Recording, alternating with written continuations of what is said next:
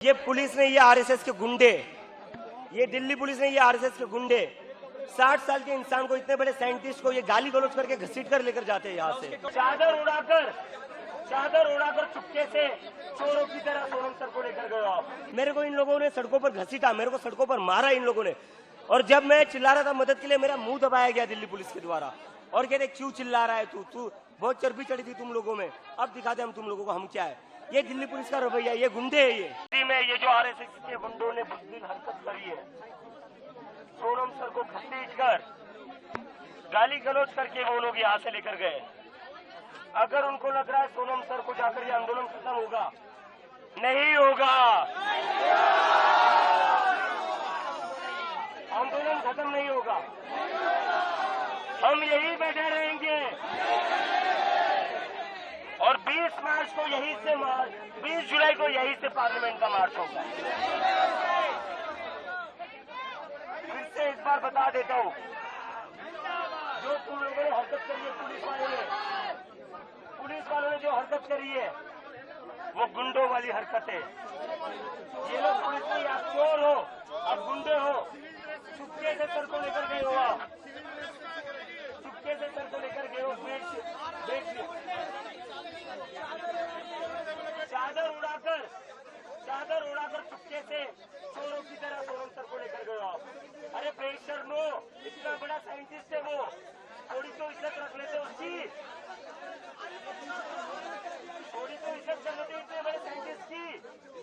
घसीट कर लेकर गए उन्हें, गाली गलौज करके लेकर गए उन्हें, और चादरों में छुपा कर लेकर गए हो। अगर कुछ गलत नहीं कर रहे तो चादरों में छुपा कर क्यों लेकर गए? और अगर तुम्हें ये लगता है सोनम सर को उठाकर ये आंदोलन खत्म होगा, नहीं होगा। नरेंद्र मोदी इस्तीफा दो।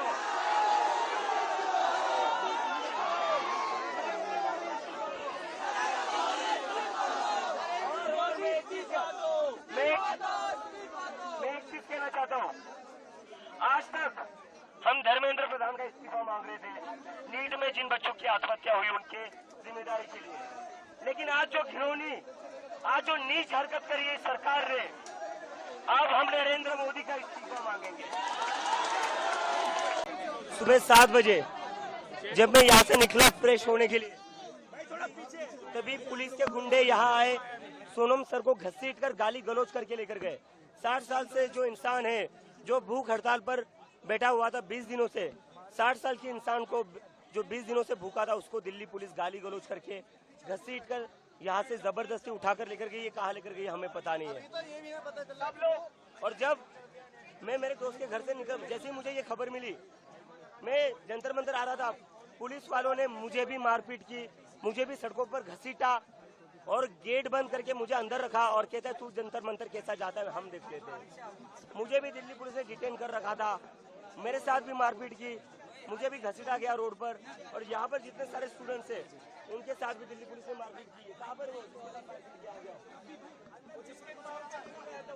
आओ,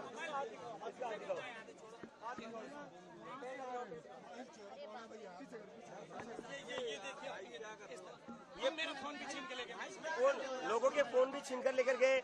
ये पुलिस ने, ये आरएसएस के गुंडे, ये दिल्ली पुलिस ने, ये आरएसएस के गुंडे 60 साल के इंसान को, इतने बड़े साइंटिस्ट को ये गाली गलौज करके घसीट कर लेकर जाते हैं यहाँ से।